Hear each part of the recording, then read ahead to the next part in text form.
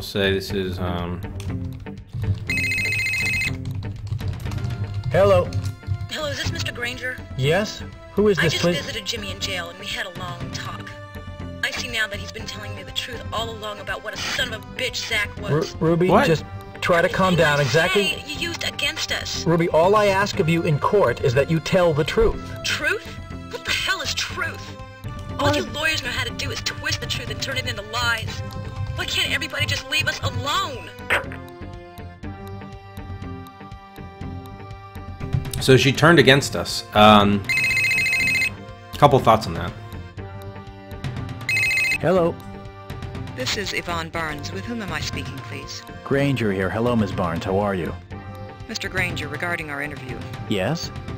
I've wanted to call and say I felt badly about it in that I don't think I was entirely forthcoming. Really? Forthcoming about what? Let's just leave it at that. You have to understand how difficult this has been for me on so many levels. I just want to lend you my support and let you know I am prepared to do my best in court. Well, thank you very much. Goodbye, Mr. Granger. Bye. Question is whether this was scripted or we had control how's of Tobin this. fared these last few months in jail? As you know, the defendant has not been allowed any contact with the press, but his attorney said he's doing well and is also anxious to clear his good name and get on with his life. And can you characterize the mood of the prosecution? Laura, with the trial beginning Walter, thank tomorrow, you for that. Granger and his staff are of course projecting confidence, but Granger would not comment on record about his chances of getting a first-degree murder conviction. Frank, you'll be covering the whole trial for us, right? You bet, Laura. Camped out at City Hall for as long as it takes. Well, good luck. Channel 2 will be providing the most extensive coverage of the trial. We'll have live reports from the courtroom and expert analysis of each day's events, so stay tuned. Coming up now, can't figure out what to do with those little plastic clips that come on bread bags? Stephanie Chu will tell us about a recycling program in the East Bay when we come back.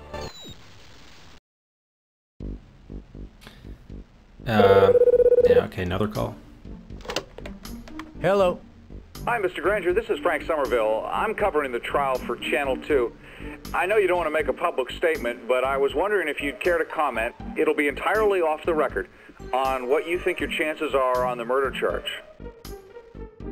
Okay, so before we do this, so with Ruby changing, either one of two things. Either that was because, you know, we made a mistake with the interview, so she was more susceptible to getting turned back by Jimmy, or just happens regardless.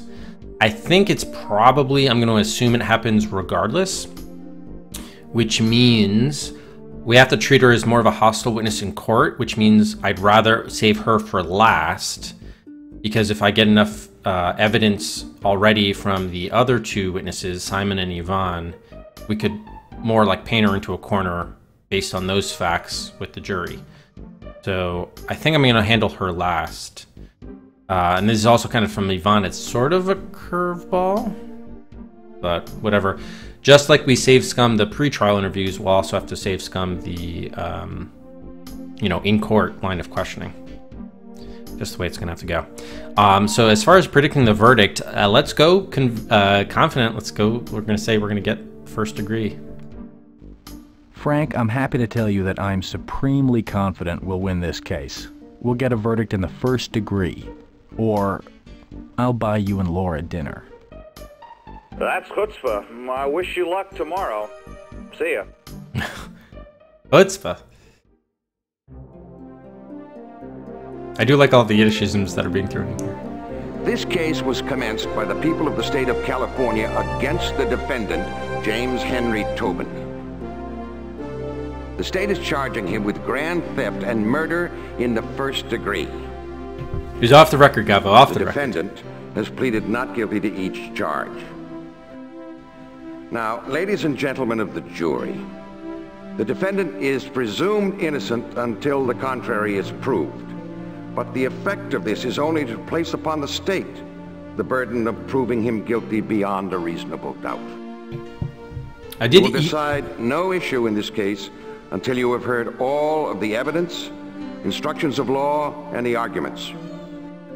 And you are ordered not to discuss this case with anyone under any conditions. You will now hear the statements of counsel. Do the people wish to make any opening statement? Even so, I went no comment the first time around because I had exactly that line of thinking, Gabo. And then the reporter mocked me afterwards, even though it was off the record. He said in his report after the trial was over, he's like, "We even refused to talk to me about the trial," as if that was a bad thing. I'm like, dude, the prosecution should not be making really comments to the press aside from, you know, maybe in a press conference just saying like, hey, here's what, you know, public should be, like a very controlled thing, not just an off the record casual phone conversation. All right, so do we feel we have enough evidence for cover up? I mean, look, I think we should emphasize both because, I mean, we save Scum the conversations and clearly he's supposed to be guilty of both. So I think we should emphasize both of them. The sexual jealousy is the other one. The only thing is she kind of turned against us. I don't know if we proved that he was jealous. Well, we do have Simon saying he was pissed. And he did snatch it from Ruby, the letter. And then she was tearful, but then she kind of turned against us. So that, you know, maybe we emphasize the cover-up, but jealousy we mentioned. I think that's what we did the first time around. We have to at least mention it. Let's just do emphasize both. I don't know. My ego didn't get hurt. I'm just saying it. Clearly, doing no comment didn't really work out. So I have to consider alternatives. I'm going the opposite way now. Being confident. Since not being confident did not work. Let's just emphasize both. We can always, again, try a different tact later. Ladies and gentlemen, on March 16th of this year, James Tobin shot his business partner to death. No one, not even the defendant, disputes this fact. They will claim self-defense. But the people will show you how Mr. Tobin lured his partner to the gallery that morning. His pretense? To salvage their business. But such was not James Tobin's intention, because as he walked into the gallery that day, he had a gun in his pocket, an alibi on his mind, and murder in his heart. If not self-defense, what motive? Pride, greed, fear. Pride in his disbelief that his career was stumbling. Greed in his theft of his own paintings for the insurance. Zachary Barnes, caught between his loyalty to his business partner and his belief in the truth, had asked James Tobin to withdraw the fraudulent claim, and fear in that he'd be exposed. So, James Tobin decided to murder Zachary Barnes. What is he doing? That, ladies and gentlemen, is indeed intent to kill. And there was yet another motive. James Tobin discovered his girlfriend was sleeping with the deceased. An aging man, a beautiful young woman, oldest motive in the world. Sexual jealousy. He flew into a rage. He beat her, and then with the cold, calculating mind of a desperate man, began plotting to kill her lover, the late Zachary Barnes. In all my years as a prosecutor, I have never before been in a situation. I don't like the way we brought up the sexual jealousy, to be honest. Don't touch me, sweetie. There are multiple endings. Absolutely. We already got the worst ending where we didn't get any convictions. We have here tonight our legal specialist who, for the duration of the trial, will be sharing with us his professional insights. Dr. Richard Fleece, professor of law at CSU. Dr. Fleece. The anxiously awaited trial began today with a dramatic opening statement by the prosecution and then followed by what I thought was an effective rebuttal from the defense attorney, Cynthia Charlson. Can you tell us a little bit about her? Mr. Tobin is in very good It wasn't? hands. Wow. Cynthia Charlson is seen by many as an unflinching and extremely aggressive adversary. She's won innumerable defense cases, including the famous tainted baby food trial. Just a few moments ago, we caught up with her and asked her how she felt about her chances. Ultimately, the jury will find my client innocent. This case should never have come to trial, but now, with all the publicity, they don't dare turn back. Tomorrow, the main phase of the trial begins with the prosecution calling its first witness. Thank you, and we look forward to your coming analysis. Stay tuned to Channel 2 News, your trial headquarters. So that was kind of the same clip that we saw the first time. Good morning.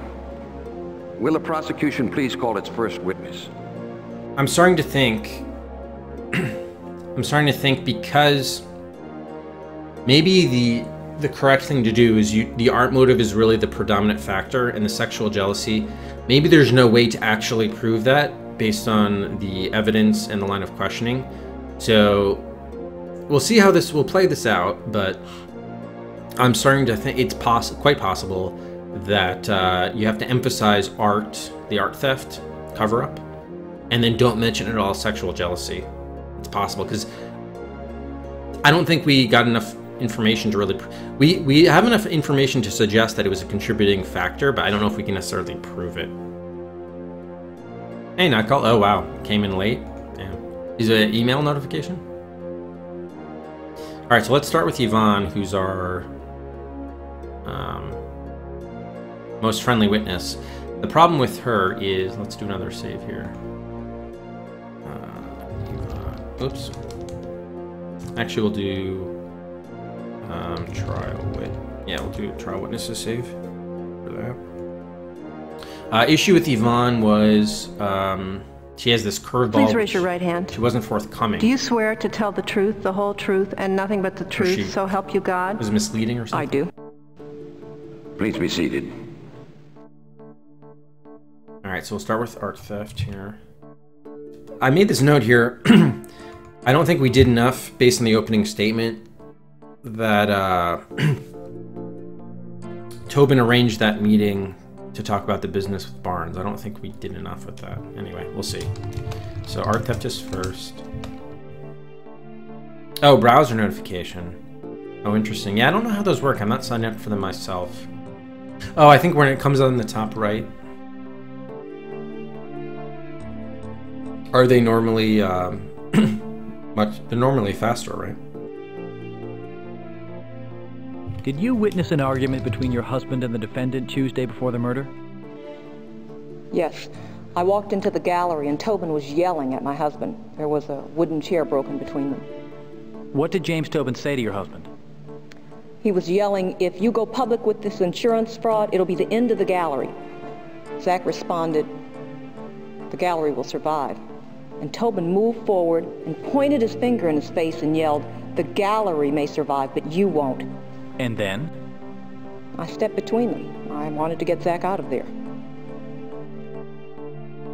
Okay. Yeah, we're going for the... I mean, obviously, I hope that would be the best ending, which is conviction on murder in the first degree and grand theft. We talked about it before we started the game, but our win condition for the purpose of the challenge is going to be just getting him on murder in the first degree, with the art theft kind of being optional. Even though that's more... It seems to be more central to the case, honestly. Hey, it's going to be interesting.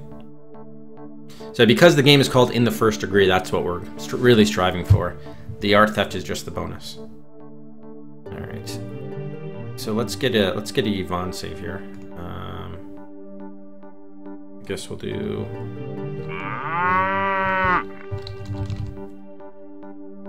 Oh, it's too long. Hey, Knox. All right. Let's see the different options here. Ms. Barnes, wasn't your husband a co-beneficiary in the policy that covered the paintings? He was, but maybe she can counteract that, or will she go hostile? That'll be the question.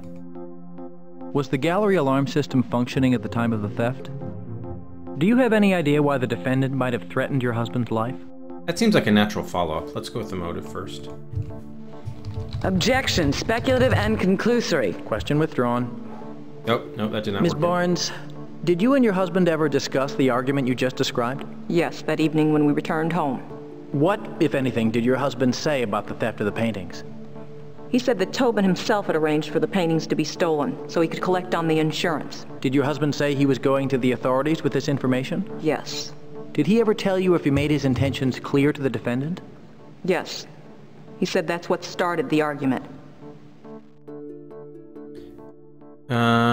Yeah, the problem the last time we had was the insurance money issue, so let's quickly try the other. I want to see, instead of motive, we went with the insurance part.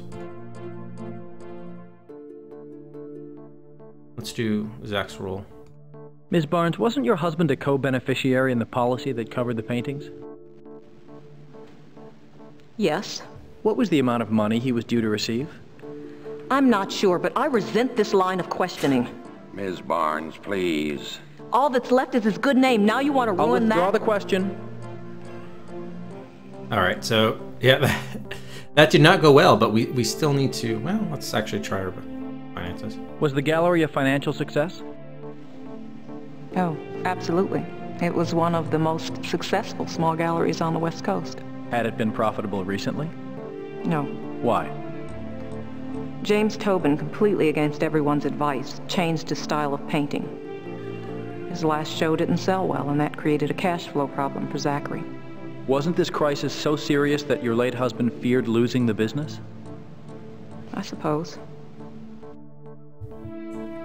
Interesting. Is this Tobin's motive the same?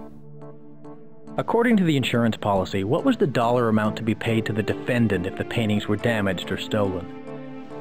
I'm not sure, about $200,000. When your late husband threatened to expose the fraud, did he tell you how Tobin responded? Yes, Tobin accused Zach of trying to destroy his career. Ms. Barnes, do you feel that in order to protect his career, Tobin would kill his Objection! Yes, I do. He would. Objection sustained. Yeah, it Mr. Granger, do not make a fool of me. Okay, that did not go well. Okay, let's go back. So the other one we haven't tried is, well, we did the alarm system, but I think you can do that later. So let's clarify the motive. Do you have any... We'll see. Okay, we still have the alarm system available. According to the insurance policy, what was the dollar amount to be paid to the defendant if the paintings were damaged or stolen? Wait, isn't this the one that gets us in trouble, though?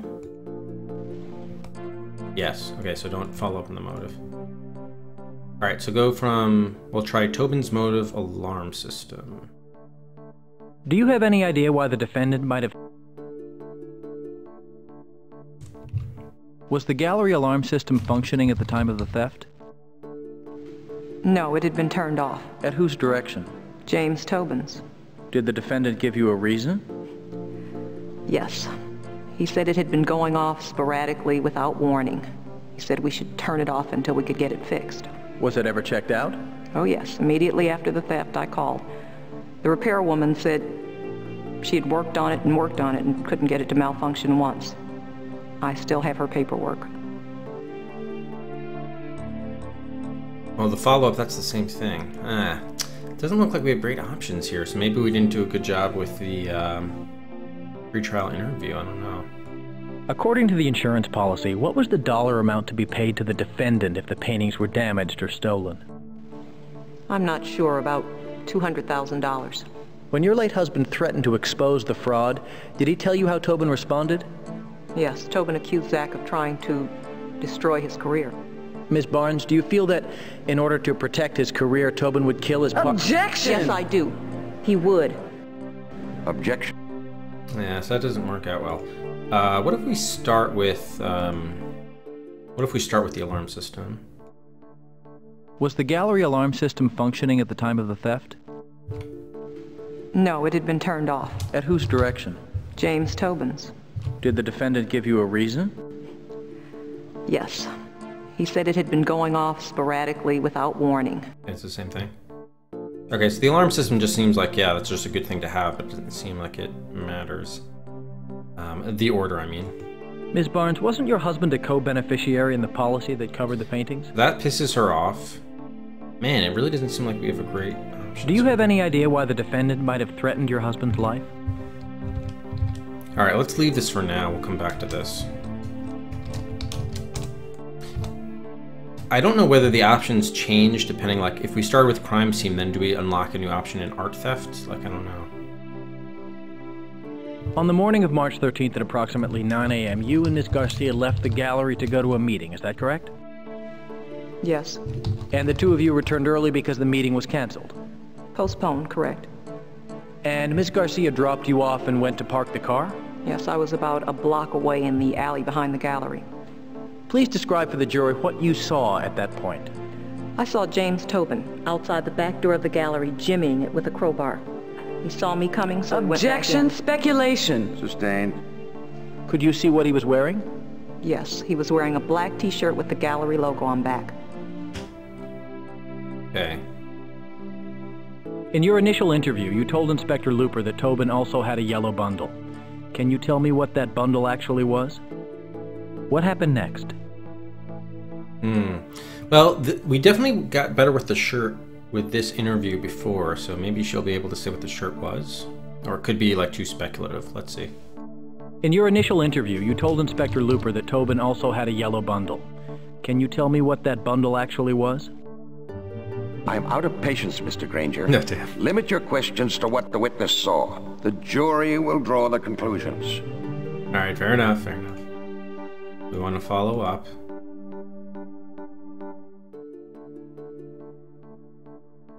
On the morning of... What happened next? I heard a shot from inside as I came to the door, so I unlocked it and went inside. What did you see there? My husband's body lying crumpled on the ground. Tobin lying nearby holding his leg and moaning. And what was the physical state of the gallery? The tabletop had been broken. There were shards of glass everywhere. Some of them lying in the pool of my husband's blood. And I remember a cash box lying upside down on the floor. What did you do? I tried to help my husband, then called 911. Murmur. Cash box. Do you know how the cash box got on the floor? Did the defendant explain what happened? How would she know about the cash box, though? That's weird.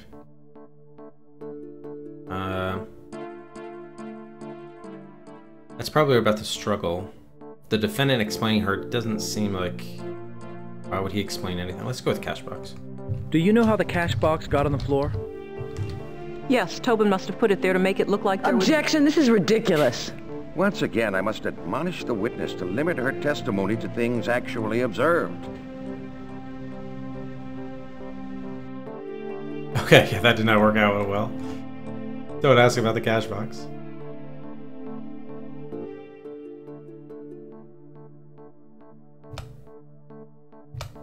Okay, story. Did the defendant explain what happened? Yes.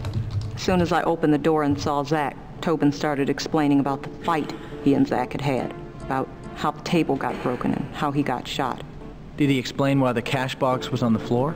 No, he couldn't explain that. It didn't fit in with his new fight story. It was left over from his attempt to fake the break-in.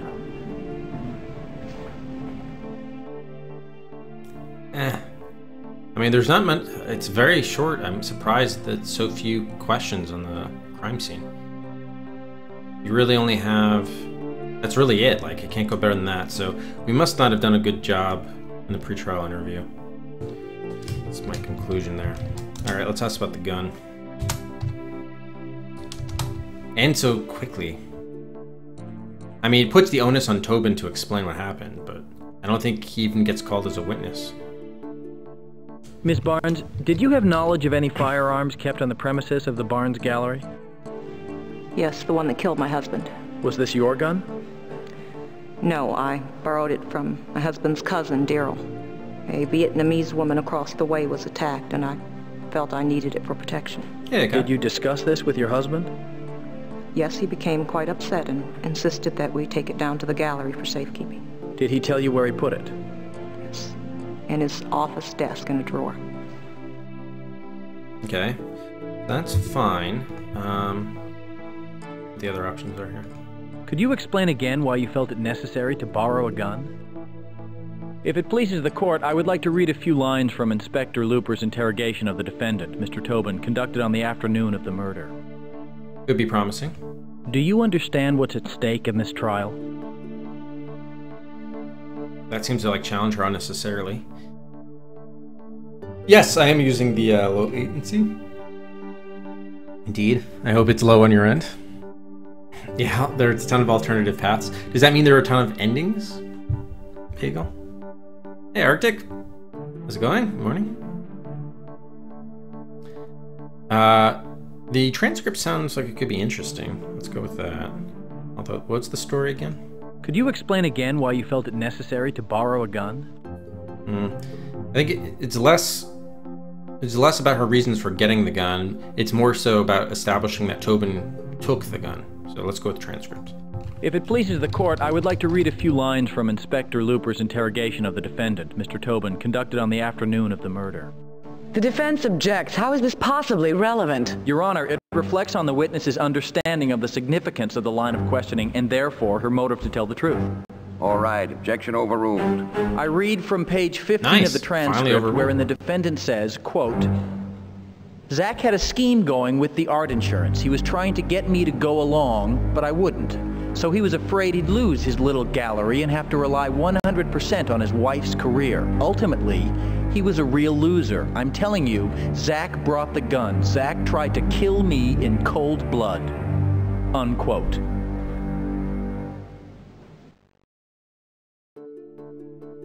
Okay, now we can say more of this story.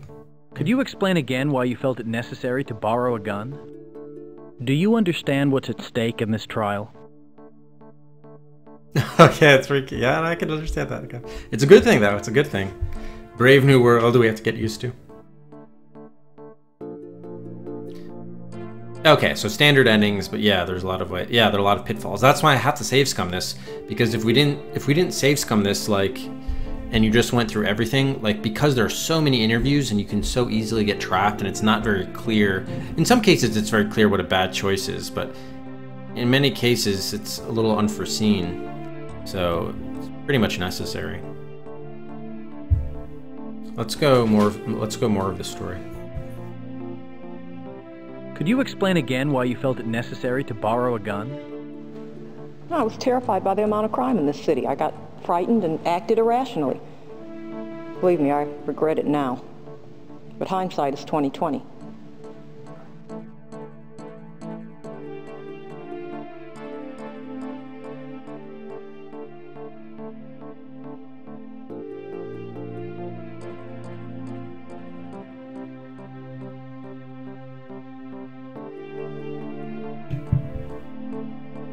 All right, see it again. After the gun was taken to the gallery, did you ever see it again? Only once. When was that? On the day my husband was murdered. It was lying by his side.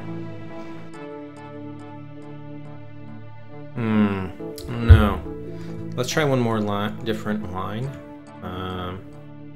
I think reading from the transcript is important. Miss Barnes? But let's do more of this story first. Probably will not work out. Could you explain again why you felt it necessary to borrow a gun? I was terrified by the amount of crime in this city. I got frightened and acted irrationally. Believe me, I regret it now. Okay, it's the same. But hindsight is 20/20. Do we still get the transcript option? Oh, okay, no, you don't. So definitely good to have the transcript in there. So we want to do that first. The only other question is whether the importance. I think this would just piss her off and would not be good, but let's confirm.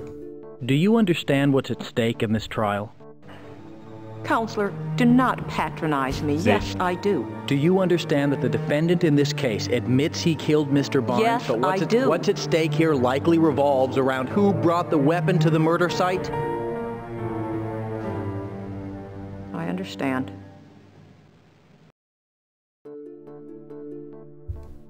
Oh, interesting. All right, let's do transcript. If it pleases the court, I would like to read a few lines. Oh, this is interesting. Ms. Barnes, I will ask you once again, do you know how the gun belonging to your cousin got to the gallery? She could just say no, but she might speculate. I brought it. And why did you bring it? I brought it to threaten my husband. What? Your husband? Yes.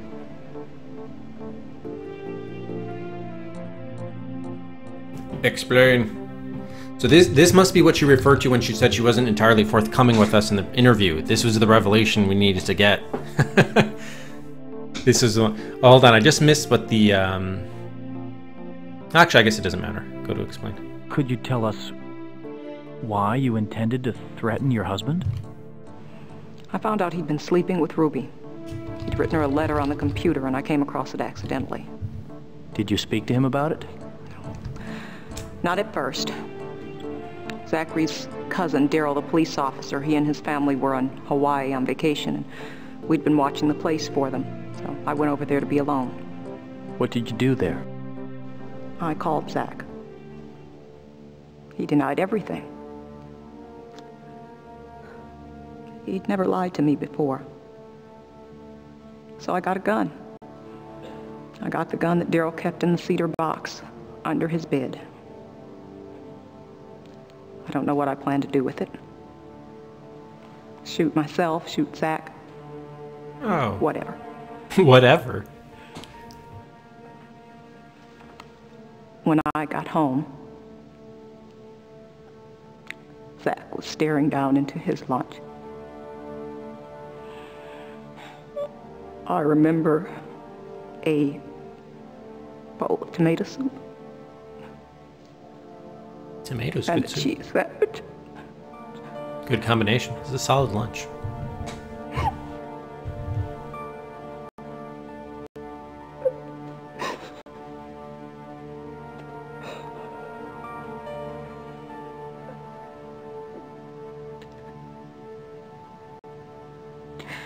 We looked at each other for a long moment.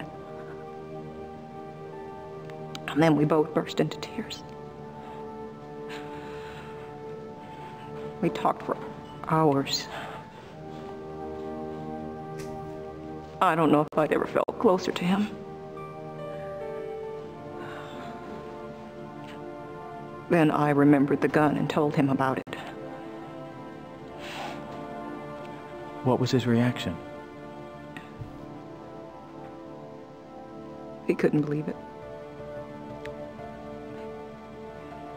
He laughed and said he was going to tell the mayor on me. He said, I didn't realize you were Sister 45. Zach didn't want a gun in the house. So he suggested that we take it down to the gallery until I could get it back to Daryl. Couldn't you just put it back in Daryl's apartment? He really did hate guns. All right, so obviously that's good, but now we've got to establish that, what's his name? We've gotten the gun to Zach's desk, but now the heavy lifting is probably with Simon and Ruby, which is that Tobin took the gun from the desk, which I don't know if we necessarily did. Well, I just want to make sure that we have the right list of questions here. So gun, I think it was importance. Do you? Then the transcript? Yeah, then challenge and explain. Okay, good. All right, so that's clearly the best option there. So we'll save you to Yvonne trial 2. All right. File name is not, oh, it's too long. Okay, so I guess it's got to be, yeah, 8 characters. Okay, so we're good on gun. Crime scene. Oh, all right. We got buys open, so pause the timer here. I don't know, I didn't like the way crime scene or art theft went. We gotta... We'll try once more with those, but it's possible the interview... We could have had a better choice with the pretrial interviews. I don't know.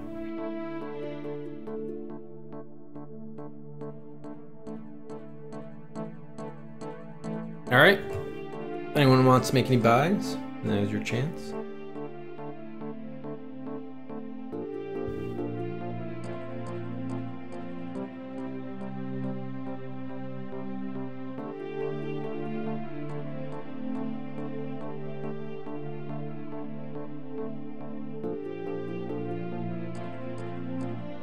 Hey, good morning, Mr. Viking. Going well so far, Mr. Viking. We got a good admission from Yvonne about the gun, but we still have to tie it to Tobin now. At least we kind of planted the idea that Zach was against the idea of guns. That's somewhat helpful, but we still have to tie the gun to Tobin.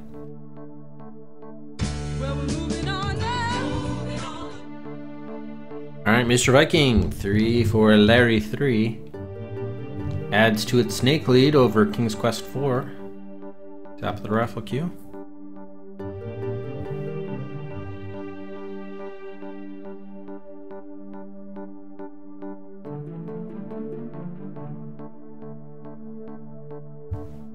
right, let's do last call. Last call for bias for this hour.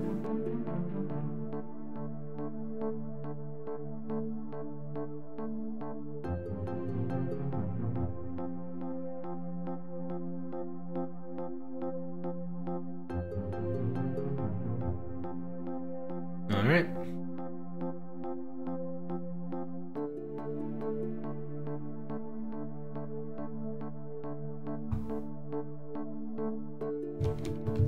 Thank you, Mr. Viking.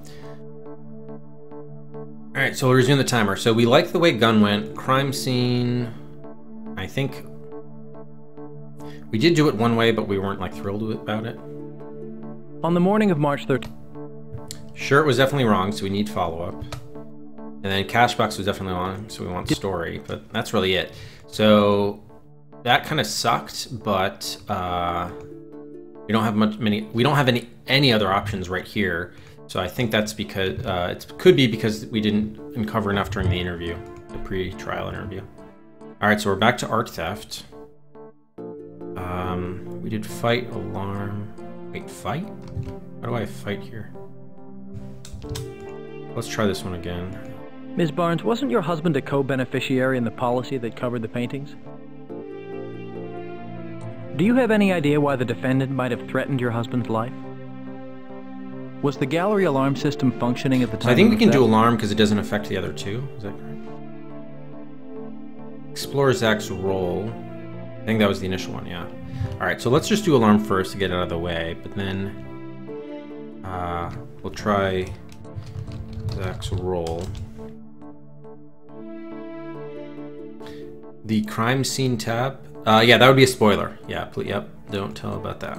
Thanks. Or hints. Yeah, so no spoilers and or hints unless I'm out of ideas and I ask for them. But I don't think the way this game works, I'm not so sure we would need a hint. It's possible, like there could be a mechanics issue that I don't. Like if these interrelate, it doesn't look like they do, meaning that the outcome of one doesn't unlock questions in the other. They look sort of fully independent from each other. All right, let's do Zach's role.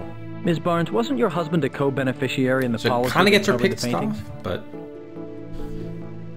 Yes. What was the amount of money he was due to receive?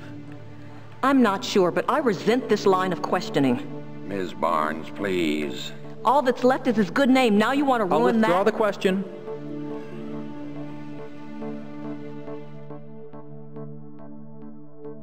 So it's obviously not good, but it does unlock the finances, which seems like a good one. Was the gallery a financial success? Oh, absolutely. It was one of the most successful small galleries on the West Coast. Had it been profitable recently? No. Why? James Tobin, completely against everyone's advice, changed his style of painting. His last show didn't sell well, and that created a cash flow problem for Zachary. Wasn't this crisis so serious that your late husband feared losing the business? I suppose. It is possible, Hakive, because I'm not looking at chat 100% of the time. And also, keep in mind, the latency doesn't matter at all in this case, because I'm still seeing chat as soon as, I still have the opportunity to see chat as soon as possible. So the low latency is just about your seeing, the stream. It's not about my seeing chat. There's no change there. So the latency doesn't have any effect on that. According to the insurance policy, what was the dollar amount? Would Zach's share of the insurance money have saved the gallery? Let's try the Zach's motive. We haven't tried that yet. Yes. Why? In fact, Ms. Barnes, couldn't your husband have been involved in the theft? Objection calls for a... On second thought, objection withdrawn. Yeah, why would you object to that? No. The answer is no, and I have proof. Proof? Yes. Just before the fight, I heard a message on the answering machine. I kept the tape. Objection. It's ridiculous. Your Honor, this is just as much a surprise to me as... The witness will surrender the tape and the court will recess to consider admissibility. Zach, this is James. If you get the message... James. Sorry, let me click this damn thing off. How the hell with it? It just keeps Listen, going. Zach, you can't do this. If word gets around, it won't be just me in trouble. We'll both lose frickin' everything. You just take your share of the money and shut up. Oh. I can't do that. Zach, don't you get self-righteous with me. Nice. Word of this will not get out, because if it does, then you will... Oh, why'd it cut off there? Fuck. No more questions, Your Honor. Defense, do you have any questions for this witness? Yes, Your Honor. Miss Barnes, did you see your husband take the gun into the gallery? I saw him leave our loft with it, yes. But did you see him actually go into the gallery with it? I didn't follow him across the street, if that's what you mean. Hey, welcome, Astral Storm. Do you recognize this shirt? Yes, it's Tobin's. He wore it the morning of the crime. Alleged crime, Miss Barnes. Call it what you will. Ladies, please. You'll notice it's yellow, or more accurately, ochre. Yet you say he had on a black t-shirt. He put on the black shirt after he killed Zach. He certainly couldn't wear the bloody one outside, so he took it off and used it to hide the gun on his way to dump both of them. When I saw him outside the door, he went back into the gallery and changed into that shirt again. Oh, preposterous. When was there time for him to change shirts? You followed him right into the gallery. As a matter of fact, there was plenty of time. I had to walk about a block, then I had to open the door, which I found out Tobin had double locked. By the time I looked in the bottom of my bag Miss Barnes, thank you. You've answered the question. Now I have another. Went better than the last time, I think. When you went into the gallery, you saw evidence of a fight, correct? No, there was no fight. Tobin killed Zach and afterward made it look as though there'd been a Please, fight. Miss Barnes, just answer the questions. This story of yours about Tobin playing dress-up and faking both a struggle and a break-in is entertaining, but you don't have any evidence to support it, do you? No, just what I saw. Granger, you gotta put me up there. Remember last time Charleston cross-examined you? You broke into tears. Oh, bull doo-doo. What? Yes, you made that up. Yeah, put her up there, that's fine. No more questions, Your Honor. I'm done with the witness. No, I called her. That was a cross-examination. Bull doo-doo. That was a cross-examination. Well, that's all for today. Court is adjourned until tomorrow. And, ladies and gentlemen of the jury, let me once again admonish you not to discuss this case with anyone, not even your family. You know, if something leaks out to them.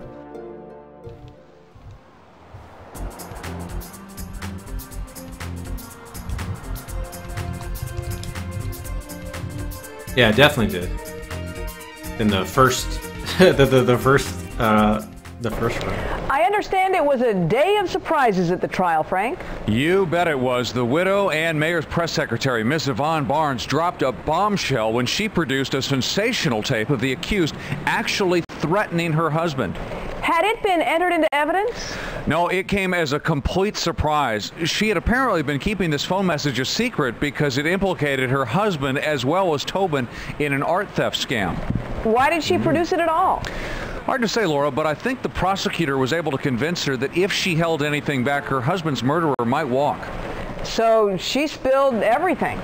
She sure did. Anything else?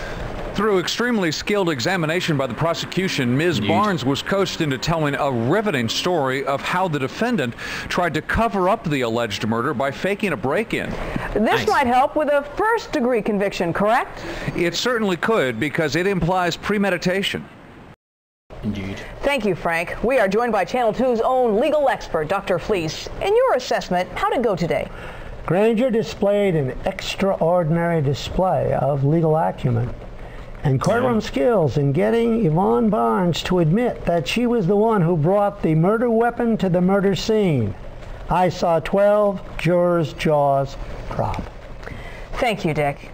This is Channel 2, news you can use. How have the civil wars raging all over the world affected weapon stocks? When we come back, Channel 2's business reporter with some tips. Wow, that's interesting.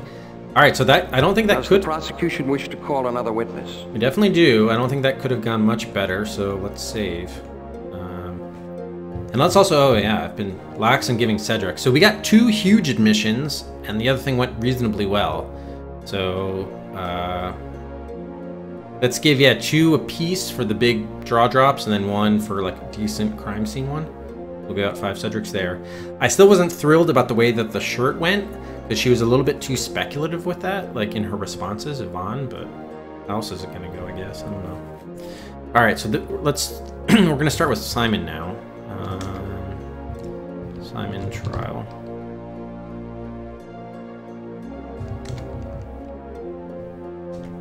Let's do we have room for this? Yes. Did I say emissions? I meant too huge, no. Revelations. Let's say revelations. Oh, Looper is now an option. Interesting. Looper's the detective. And maybe we should follow her up, actually. You know what? Hang on. Let's do a Looper save then.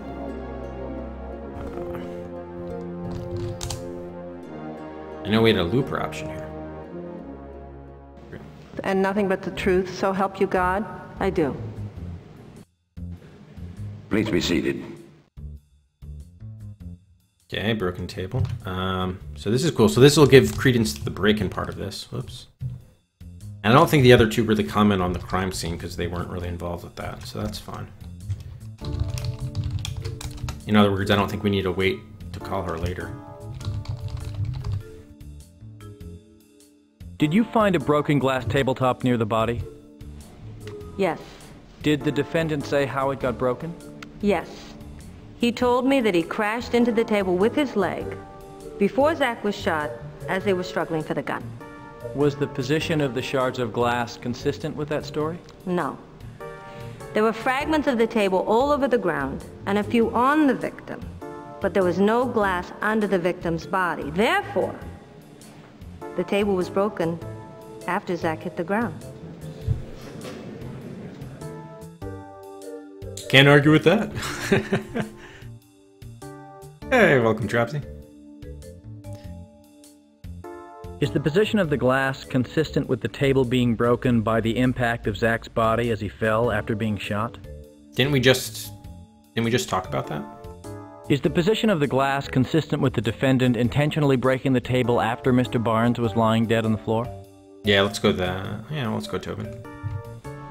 I can't say it was intentional, but there's no question the glass was broken after the body hit the floor.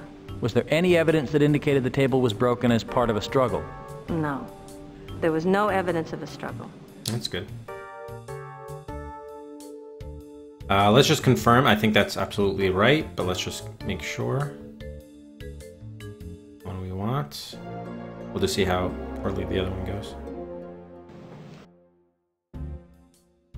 Is the position of the glass consistent with the table being broken by the impact of Zach's body as he fell after being shot?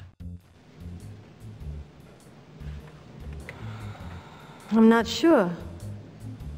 Yeah, just thought it was well. I suppose the table could have been broken as Zach fell to the floor, yeah. Hey! You just contradicted yourself. Alright, so that's not good. We definitely had the right one, but just want to confirm.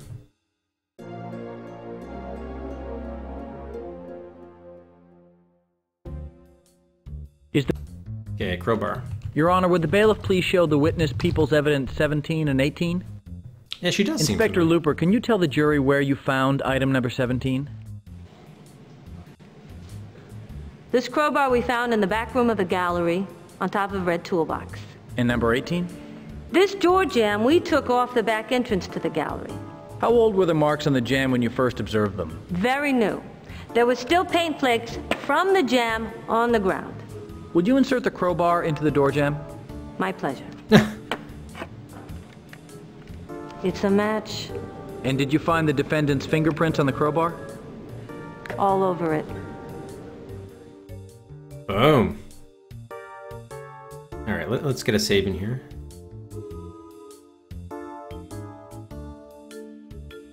Is the evidence, the match of the bar and the gouge marks and the defendant's fingerprints, consistent with Yvonne's testimony that the defendant was jimmying the door? Did you find other fingerprints on the crowbar? Oh, Bagel, thanks very much for the follow. Welcome.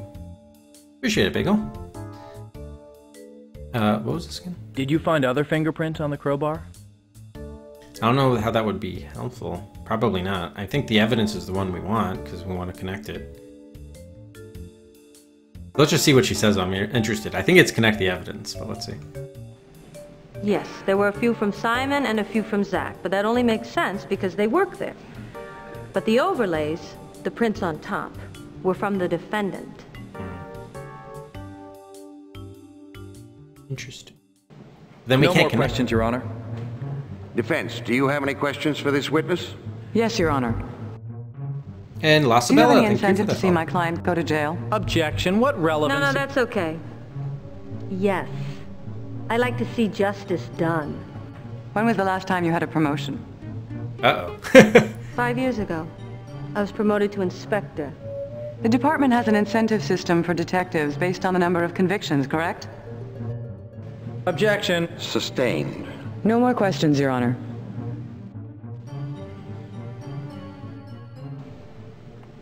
Does the prosecutor... I don't know what you expected to get out of that. Of course, like, a detective's gonna want a conviction. That's the whole point. Like, you're not establishing anything out of the ordinary here. Alright, so let's try to connect the evidence. Because we want to connect the dots. This just, you know, firmly establishes that he was the last one to touch it. Is the evidence, the match of the bar and the gouge marks and the defendant's fingerprints, consistent with Yvonne's testimony that the defendant was jimmying the door? Yes. Is this evidence and Yvonne's testimony consistent with the defendant trying to stage a robbery? Absolutely. I like that grin on her face. No more questions, Your Honor. Defense, do you have any questions for this witness? Yes, Your Honor. Is it gonna be the same? Probably. Ms. Looper, did you base your investigation on the suggestions of Yvonne Barnes? No. I listened to all the witnesses. Did you ask Miss Barnes why someone would jimmy a door in broad daylight instead of perhaps making the marks the night before? No. But I can't comment on the intelligence of the accused. Did you find other fingerprints on the crowbar? Yes. Some of Simon's and some of Zach's. But they were covered mostly by the defendant. Miss Looper, if you can, for a moment, forget what Yvonne told you. Isn't the hard evidence consistent with Zach creating the marks perhaps the night before? I suppose. Uh-oh, that one's not I'm good. finished with Miss Looper. Pity. Alright, we want Zach's marks after all. Look at that. Does the prosecution...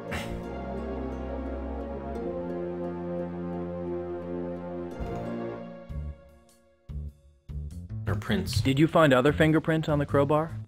Yeah, who knew? Yes, You'd think you'd want to connect the there were a few from evidence. Simon and a few from Zach, but that only makes sense because they... Do you have any incentive to see my client go to jail? Okay. Does the prosecution wish to call another witness? Yes, Simon. We want Simon trial. Okay. Do you swear to tell the truth, the whole truth, and nothing but the truth, so help you God? I do. Please be seated. All right, art theft. Mr. Lee, did you stop by the Barnes Gallery on February 25th, the night the defendant's paintings were stolen? Yes, and I saw Tobin. You saw James Tobin in the gallery? What time was this? About 3 a.m. I walk in and there's Tobin standing in the middle of the gallery. He's got a razor knife in his hand and some of his paintings been cut out of the frames. At first I thought he was making some kind of new art. What was your second thought? That he was ripping the place off. But I couldn't figure out what he was doing stealing his own paintings. Did he say anything to you? Yeah, told me to keep it quiet. Said he could do whatever he wanted with his own paintings. Did you later discuss the theft with him? No.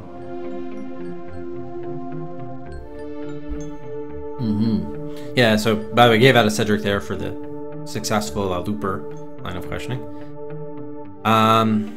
Yeah, so here's the question. Do we want to suggest he was bribed or let's see. Mr. Lee, aren't you leaving something out of this story? What happened next? So remember, when in the questioning, we tried to ask if he was bribed by, in the interview, the pre-trial interview, we asked if he was bribed or offered a bribe by James Tobin, but he kind of refused to answer that. Maybe we should be more aggressive with him now to get him to crack under oath. Let's see. Let's suggest. Mr. Lee, aren't you leaving something out of this story? Objection! Argumentative. Forgive me, Miss Charleston. Mr. Lee, did the defendant offer you anything in exchange for your cooperation? Not really. Not really? Mr. Lee, on March 10th, you purchased a motorcycle from the San Bruno Cycle Works. Did you pay cash? Yes. Was it typical of you to have this amount of cash on hand? No. How did you get it? It was a bonus from work. It showed up in my pay envelope. I never asked for it. Really? Tobin gave it to me. Uh-huh. Said Merry Christmas. In February? Let's just make sure the other one.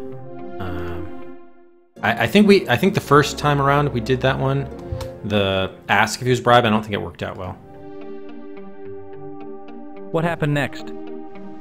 Well, I left the gallery. My friends were waiting in a car out front. Where did you go? To Bosco's out on Van Ness. We were hungry. Then I went home. Did James Tobin ever offer you money for your silence? No. Did you ever talk to anybody about what you had seen? No. Like I said, it wasn't any of my business. Yeah, that's the one we did before that did not work. Definitely did not work out well. All right, so that's a short one. That's fine.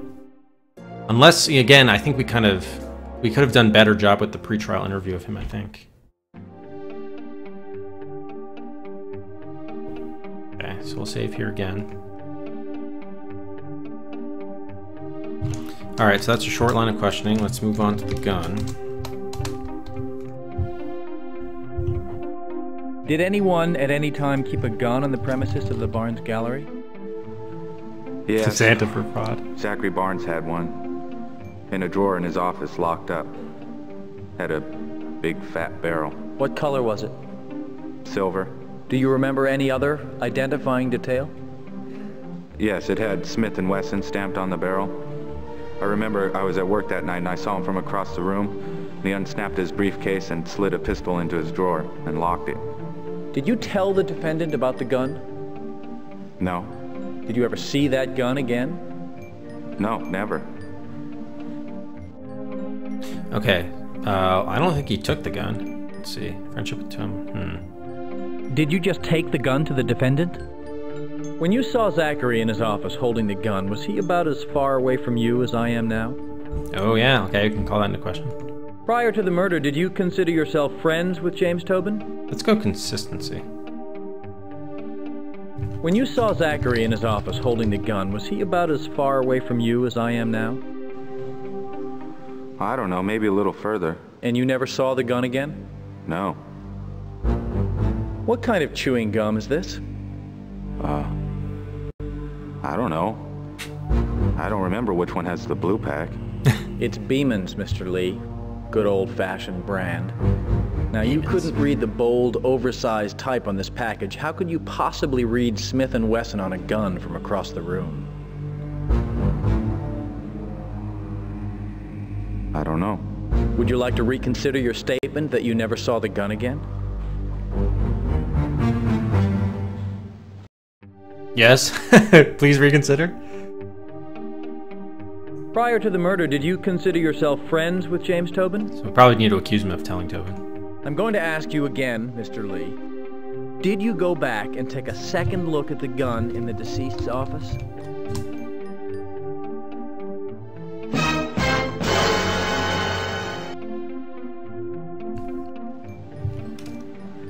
Yeah, I went back. I looked at it again and saw the words on the barrel. Did you go by yourself? I can't remember. You can't remember? That's ridiculous. Listen, I didn't know what Tobin was gonna do with the damn gun. I had no idea. Now slow down, please, and just tell us the story from the beginning. Please do. Like I said, I saw Zach bring a gun into the gallery. I was worried what he might be planning because there was so much garbage going on between him and Tobin. So I told Tobin about the gun. You know, I thought I should warn him. So we got the extra key and unlocked the drawer and I showed it to him. How'd he react? I couldn't tell, really, if he was excited or mad, but he mumbled something, I think, like, "Good work, Simon, I'm glad to have this." So he took the gun. All right, I don't think that could have gone much better because now we've tied Tobin to the gun, which was what we were missing before. So So let's do a Simon trial 2. Too big. Oh wait, shoot. Did I put open? I wanted to save.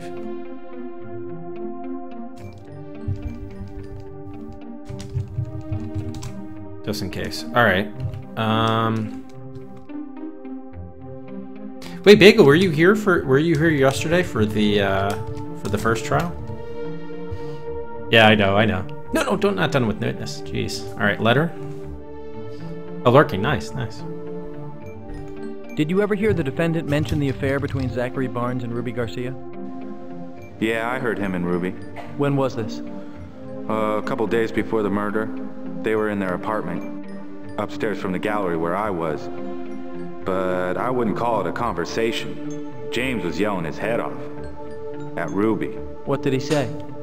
He said he had just discovered a love letter from Zach, and he was mad as hell, yelling threats and stuff. Okay. I think we did chronology yesterday. I don't think that worked out so well. I'd like to establish the order of events, Mr. Lee. First, did you actually see this letter? Did you hear the defendant threaten Zachary Barnes, per se? Actually, I think it might have gone okay. I think it was with Ruby where it fell off. All right, let's do chronology first, but we can go back and check the other one. I'd like to establish the order of events, Mr. Lee. First, did you actually see this letter? Yeah. Zach gave it to me to give to Ruby at the loft. Was the defendant home? Well, he was coming up to loft and I passed him on the stairs on my way down after I delivered the letter. What happened next? Tobin busted through the bathroom door. He caught Ruby reading the letter and he grabbed it from her and started pushing her around. And she was screaming. Objection. Hearsay. How could he know this? The witnesses testified he was not in the room. I could hear her. Besides, Ruby told me. Your Honor.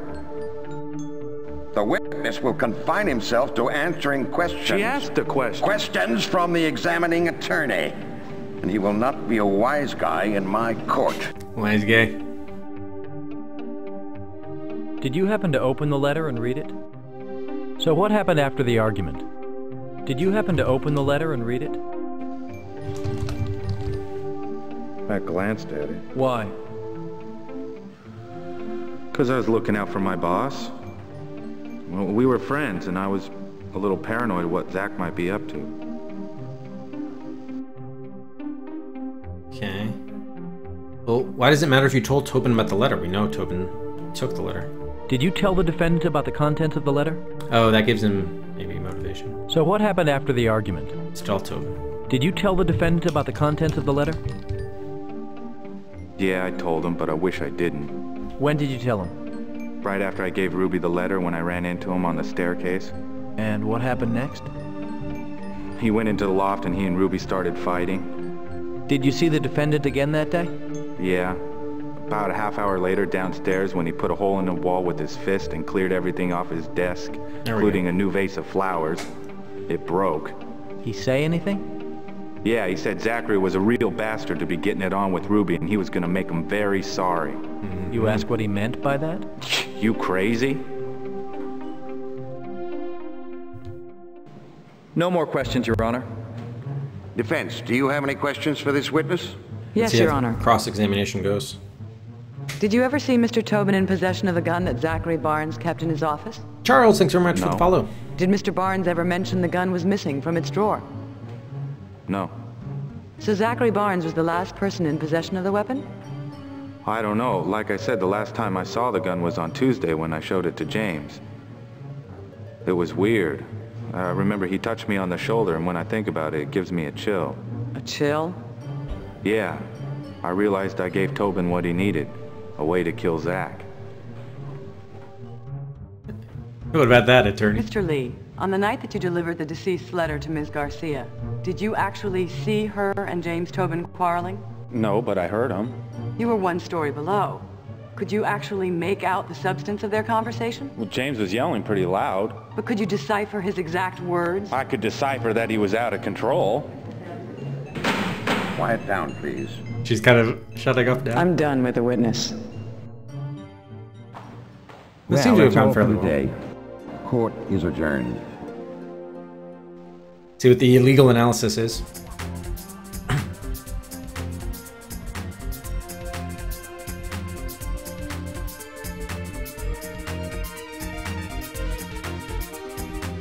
Is it dying? As we reduced, as an industry, as we reduced violence, there was great concern we would fill that void with sex, which, of course, has not and will not happen. Whipped cream. Was this a Cool Whip commercial? People around the country fall in love with them from the first moment they see them. Some have even said that it changed their lives. I don't remember much, but all of a sudden, I gave birth to a fork. A fork? Listening in rapt attention as Prosecutor Granger silenced his courtroom critics today with an exemplary performance. Observers in the gallery finally saw what they came for. The old Granger, the cunning legal master at work. With great skill, he got Mr. Lee to admit accepting hush money from the defendant. As damning testimony as I have ever seen. Sounds like quite a morning. Did Mr. Lee answer any questions about the murder itself? Prosecution performed brilliantly. Clearly, Granger knew what he wanted out of this witness, and with the skill of a surgeon, he went in and pulled it out. Exactly. Like a gallbladder, huh? Well, it's always exciting to watch a pro. Thank you, Richard. Coming up, the Marin Citizens Tax Board is protesting the IRS ruling that ski equipment donated to the homeless is not tax deductible. The story when we come back. Unless you're getting like a ski jacket and a hat, why would the homeless need skiing equipment? Interesting. Good morning. Will the prosecution please call another witness? yeah, that's exactly right, period. Exactly right. Yeah, so the woman said she gave birth to a fork? What? That makes no sense. Alright, so let's get a Ruby safe here. So it looks like the first two went really well, naturally, and Looper too. So we'll do Ruby trial.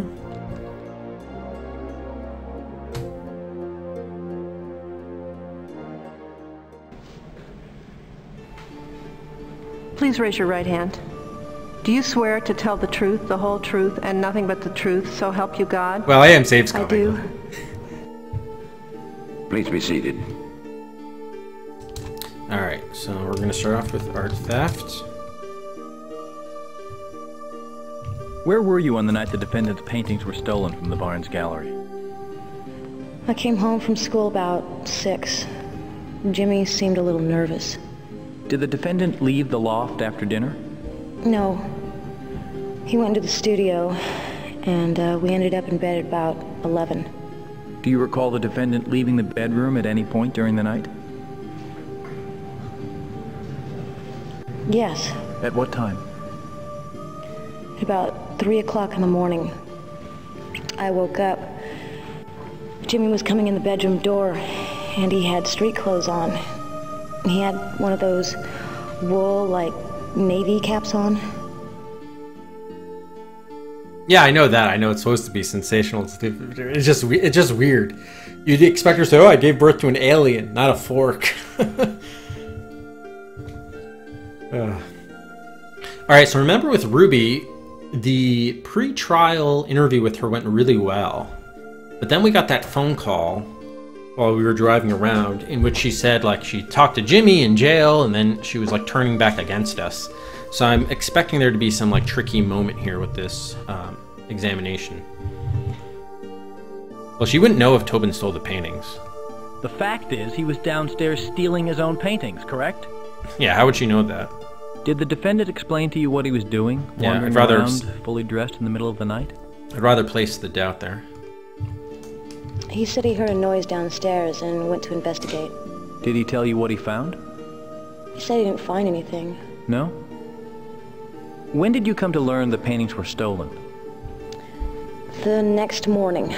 Jimmy left the loft early, on an errand or something. Zach came by all upset. Said someone had broken into the gallery and Jimmy's paintings were gone. Now that I think about it, that's really when the trouble between Zach and Jimmy started.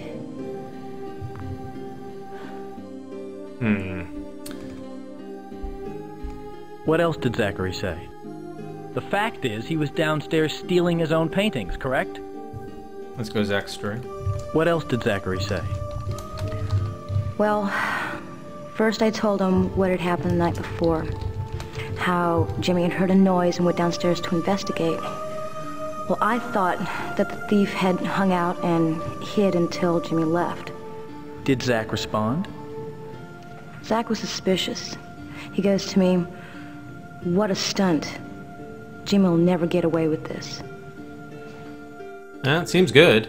But we know that both Zach and Tobin were in on it together, right? That's the thing. Did Mr. Barnes tell you he had suspected this theft might occur? Did you tell the defendant about Mr. Barnes' suspicions?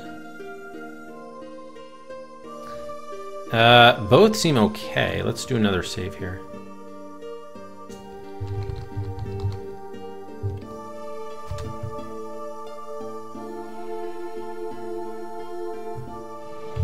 Yeah, I told him. And what was his reaction? Jimmy lost it. He said Zach better keep his big ideas to himself or he'll... Or what? I don't know. He didn't finish. Okay, let's see what the Zach one would have been like. Did Mr. Barnes tell you he had suspected this theft might occur? Not exactly. Did you get the feeling that Zach himself was somehow involved? I didn't know what to think. I'd rather... Actually, you know what? Let's go back to the first Ruby one. I want to try a different line of questioning with this.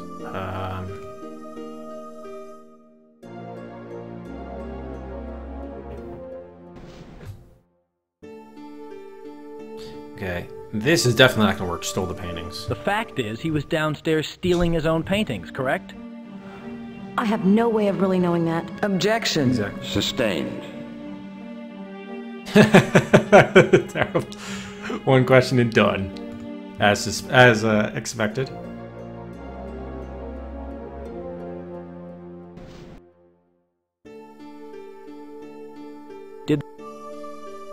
And then this would also not go well. So I think we're probably good.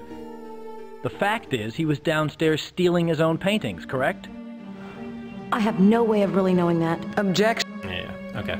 So yeah, I think we got it the first time through.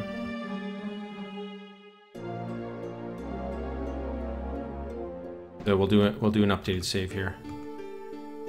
Open story. Back story. Pursued Tobin. Did you tell the Okay. We're good there. Let's get another save. Alright, so let's move on to the gun. Give out to Cedric for getting through that one. Did you ever know the defendant to keep a gun in his possession? No. Miss Garcia, you told me in an earlier interview that you'd seen a gun in Tobin's work cabinet in your loft apartment. Yes, but when I went back and took a look, I saw I was mistaken. It was a pair of pliers. You mistook a pair of pliers for a gun? I guess so.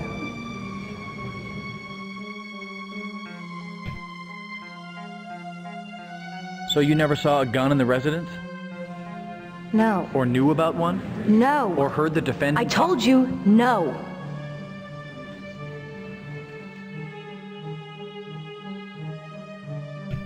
Alright, so that did not go well at all.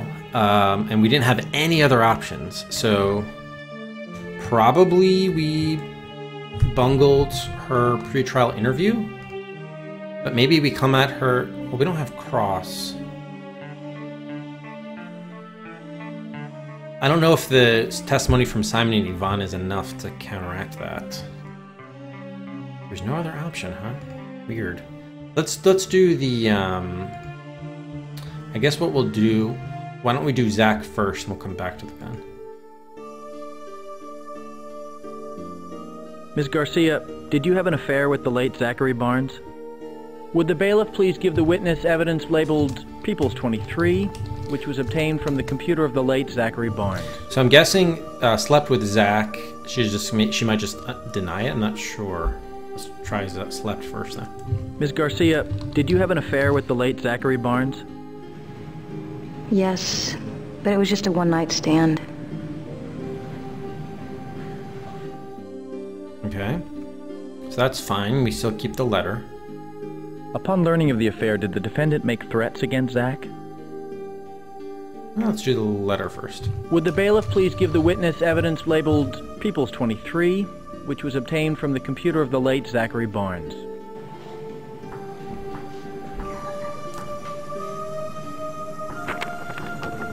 Ms. Garcia, please read the beginning of the letter. Out loud. Out loud. Dear Ruby Red, I want to talk to you about what happened between us the other night.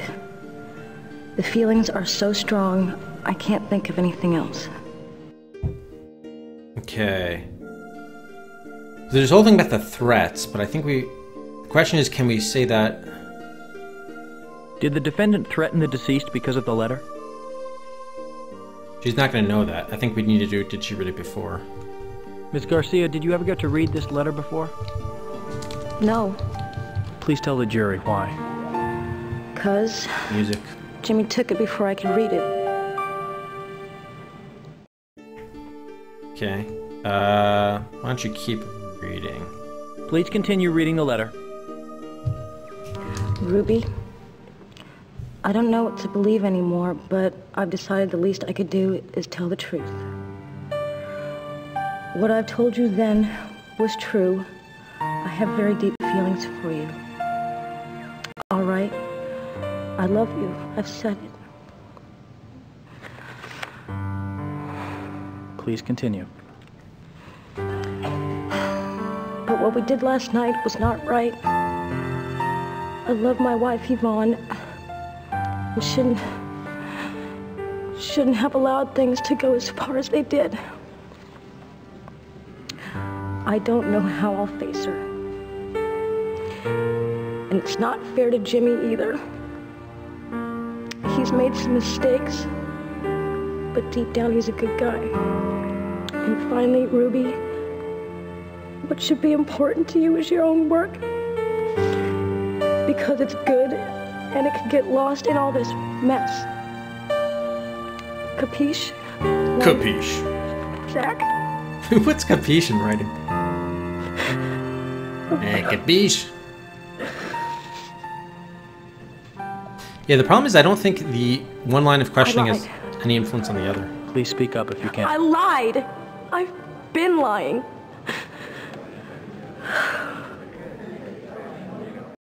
About? She didn't say what she was lying about. Yeah. So let's get a save there. I'm trying to remember how to... I think we do trial. I just want to try the other line of questioning. I mean, it seems like obviously that was very good. I just want to confirm that if you ever choose the threat option, it does not go well. She didn't say what she was lying about. Ms. Did the defendant threaten the deceased because of the letter? She was bored of work. Well, after he read the letter, he was upset naturally, but I don't remember any threats. No threats at all? No. So she just lied? Okay, so that clearly did not go well.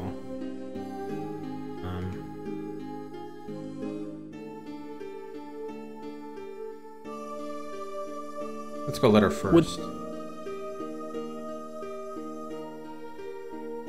We do threats now. Okay, that clears it out. All right, so I think we got the right line of questioning there. Okay, cool. All right, so now we have gun. This is the problem, though. This didn't go anywhere. Did you ever know the defendant to keep a gun in his possession? Yeah. No, not in his possession exactly. But I did see a gun in our loft the night before the murder. Oh, could you describe it? Silver, and it had a black handle. The order does matter. In Jimmy's work cabinet the night before the murder. This work cabinet, it's on the premises where you live? Yes. In the painting studio. Did you say anything to the defendant? No. I was afraid to. Wow, okay, so I didn't think these had line of question, but apparently doing Zach part first before the gun gets us a different response on gun. So we definitely, yeah, Astral, you were right. We did break her down. such that she cooperated with us on gun. That's great. Your Honor, the prosecution requests that the witness be allowed to examine Peoples 11. Yeah, Abs, were you here for the woman who gave birth to a fork?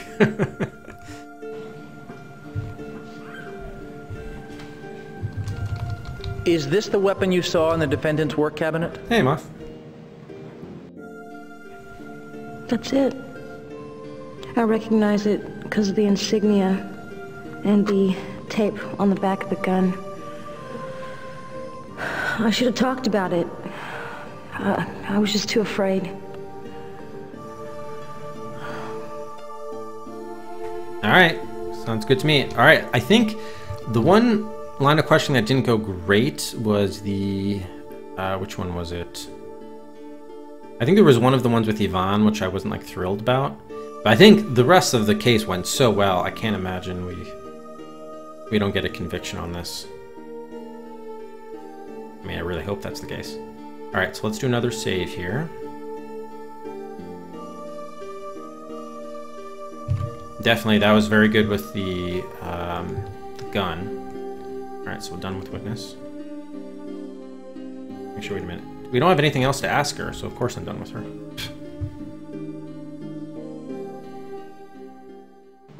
No more questions, Your Honor. Oh, I missed whether she got Defense, do you have any questions for this witness? Yes, Your Honor. Ms. Garcia, the truth is, you were indeed having an affair with the deceased at the same time you were living with James Tobin, correct? Yes. And did you and your lover discuss the theft before it took place? My lover? Which lover? Zach or Jimmy?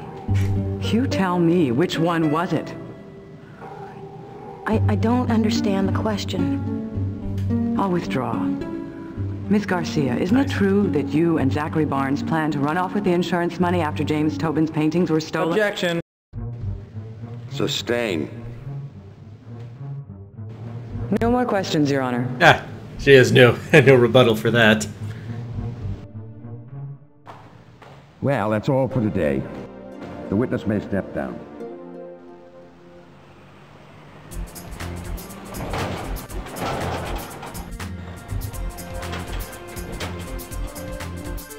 Yeah, welcome, Big Red. Key witness and girlfriend of the defendant, Ruby Garcia, testified today. And the prosecutor really got it right this time.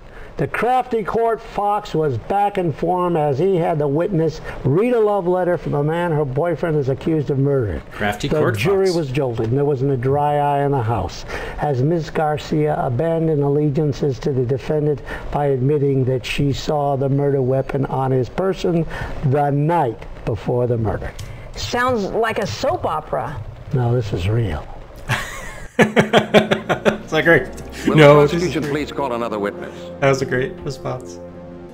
Your Honor, the people rest. Morning, Travis. Very well. Will the defense please call its first witness? The defense would like to call James Tobin to the stand. Okay, here we go. Tobin. We're going to get some James, cross-examination. this past year, what was the financial health of the Barnes Gallery? Well, to be honest, it was close to failing. Did you and Mr. Barnes make plans to remedy the situation? Zach did. He suggested that we arrange to have the paintings stolen from the gallery and collect the insurance.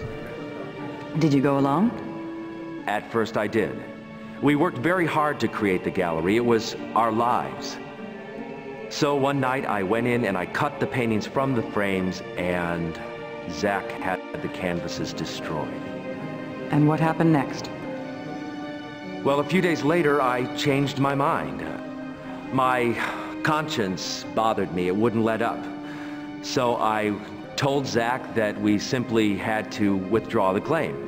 He refused several times. Did this come up again on the day of the shooting? Yes. I told him that if he didn't withdraw the claim, that I would go to the authorities first thing Monday morning.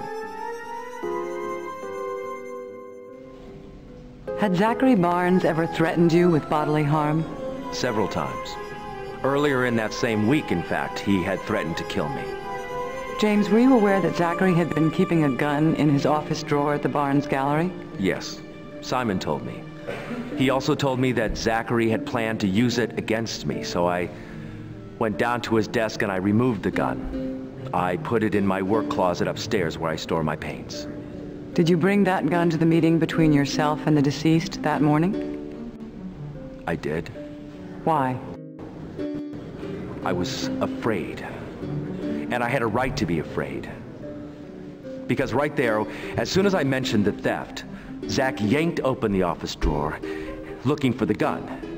When he didn't find it, then he blew up, coming at me, screaming and threatening me. I drew the gun in self-defense, telling him to back off. But he just kept coming at me. He grabbed me and the gun went off. And that's just the way it happened. A likely story. I wish it wasn't true, but it is. Thank you, James. Your witness. My witness. Prosecution, do you wish to cross-examine? No questions, Rob. Yes, we do. All right, let's save here. Tobin. All right, we have art, theft, and gun.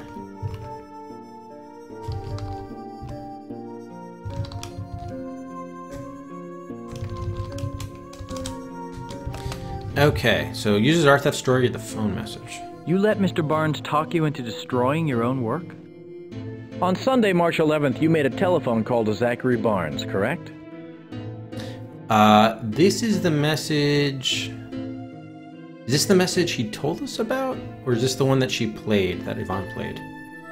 Let's go phone message first. Well, I can't be sure about dates. Certainly you remember this particular conversation. It was recorded on the phone machine and played here in court. Well, that tape recording is inaccurate. The tape was inaccurate? Well, the context is inaccurate. I was trying to persuade Zach to withdraw the claim. You were. Ms. Barnes testified that she overheard you threaten her husband's life later that same afternoon. So, in fact, you planned the murder. It was premeditated. I told you I have never threatened Zachary's life. It's her word against mine. Ms. Barnes was mistaken? She's lying. The bitch is lying, that's all. The whole time that Zachary was alive, she was embarrassed by him. She would cover for him. And now that he's dead, then nothing has changed. She will do anything to protect her reputation, including see me convicted of something that I did not do. I am innocent! Innocent, I tell you! Alright, let's just see the other one. See how that one would have gone. You let Mr. Barnes talk you into destroying your own work? Yes. Mr. Tobin, by all accounts, you were a dedicated artist. Yes. You treasure the objects of your work, the paintings? Well, not all of them. I can be very self-critical. I have gone through periods where I hate everything that I've done. I see. Okay, that one didn't work out as quite so well.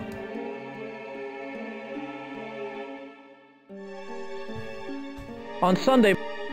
Okay. Now we have the gun.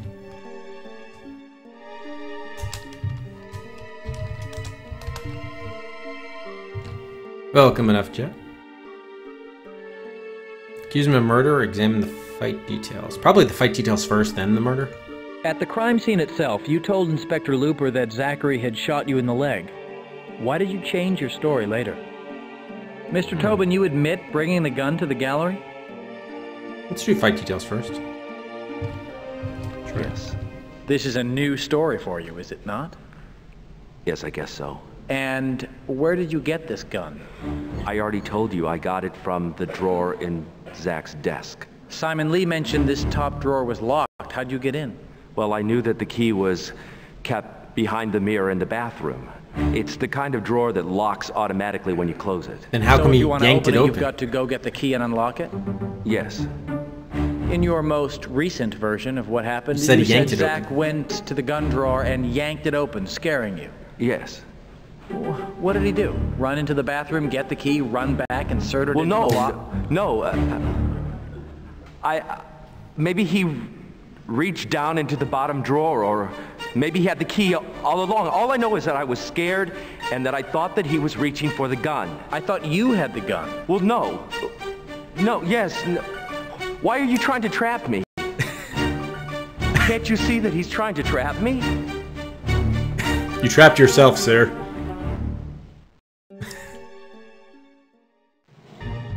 Your Honor, may I have a moment with my client? Please be brief. No, you may not.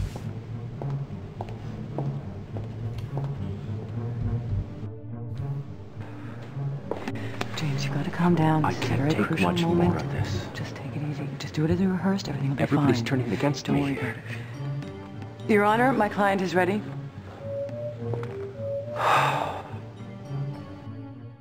Mr. Tobin, why did you shoot yourself in the leg? I was afraid that no one would believe me unless I could show that Zach tried to kill me. And as your partner Zachary Barnes lay bleeding to death at your feet, your first thought was to protect yourself? No, I gave him CPR. You gave CPR to a man who was bleeding through the throat? Yes. I mean, no. Matter of fact, you went outside into the alley, as Yvonne Barnes said. Oh, yeah, well, she is lying. I see. For many years, you and Zachary had a successful partnership, yes? Yes. And Yvonne was part of your circle of friends? At what time? Simon loyally helped you with your work? Yes. And Ruby, the woman you loved? That lying whore. Oh! I see. So now you claim that all these friends, Simon Lee, Ruby Garcia, and the late Zachary Lying, Barnes... scheming Tobin. scum! Mr. They all Tobin. wanted my insurance money. Sit Why doesn't down, anybody Mr. see Tobin. my side of it if I only had sit a down. competent attorney? That whole thing would have... And you put them up to this. I know you did. The ranting of a desperate man. No more questions, Your Honor. I'm done with this witness. Take him away, boys. Does the defense wish to call another witness? No, Your Honor. We're finished. That's right, you are. Ladies and gentlemen of the jury, you have heard all the evidence. And it's time now for me to give you the instructions on the law, after which you will hear the closing arguments. And remember, the closing arguments are what is...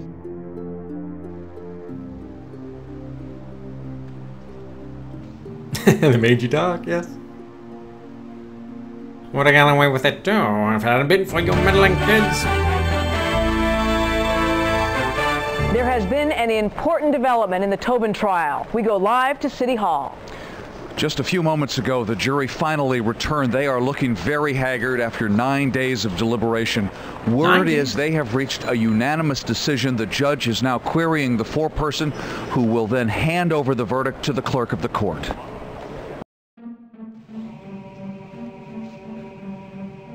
Some Gregorian chant here? Will the defendant please rise?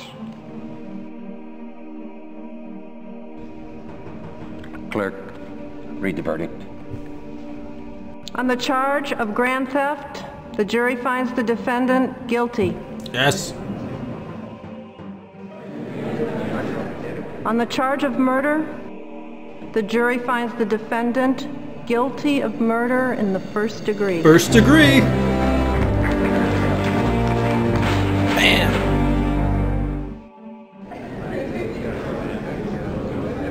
Yahoo! Win some, lose some. Helps to be a friend of the judge. Congratulations. Sour grapes. He calls you incompetent too. Bailiff, take this man away. Court is adjourned.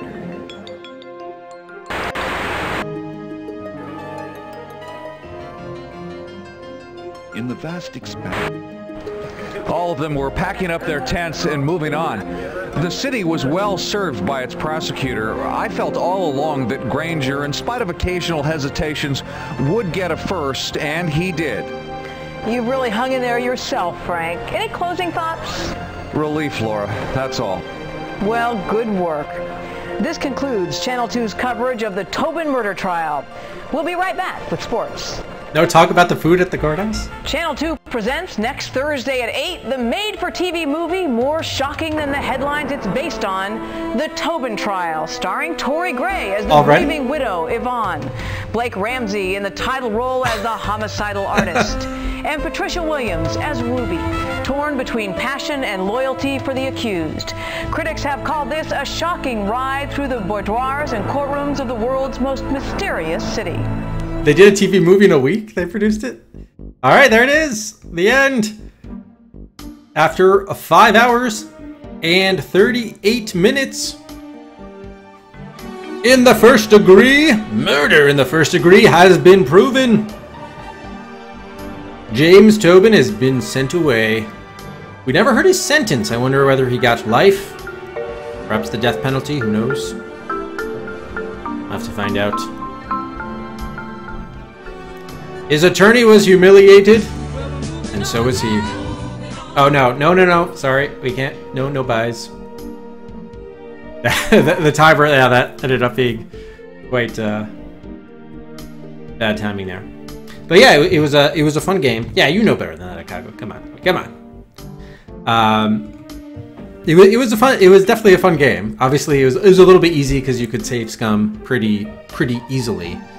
But I think given the premise, they did a nice job with it. I liked the news commentary that was done throughout. The characters had interesting personalities, and it was satisfying to play. You know, they could have made the case perhaps a little bit more complex, maybe thrown few other witnesses there.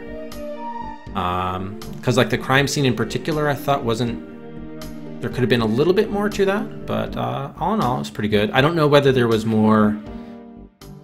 Someone else may know whether there was more like revelations, which we didn't get in court, something like that. I mean, we definitely got both charges, so that was the good news. Convictions, but I don't know if we could have we didn't necessarily 100% it, even though we got the best ending. Maybe there were other dramatic revelations you could have gotten in the court or even in the pre-trial interviews. But yeah, it was fun.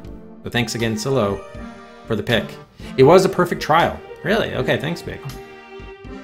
I thought the pre-trial interviews though didn't go as well as they could have yesterday, but I guess that was the whole thing. You're supposed to go in and then, even though Ruby is slightly hostile to you, and even Simon with the bribe, which he didn't admit to in the interview, then you flip on him in the trial, and you corner him, and then he admits it. So I guess that's probably part of it. How's it going, Yunkun, Jigga? All right, so let's head to our Hall of Adventure. And game number 133 in the first degree up on the shelf.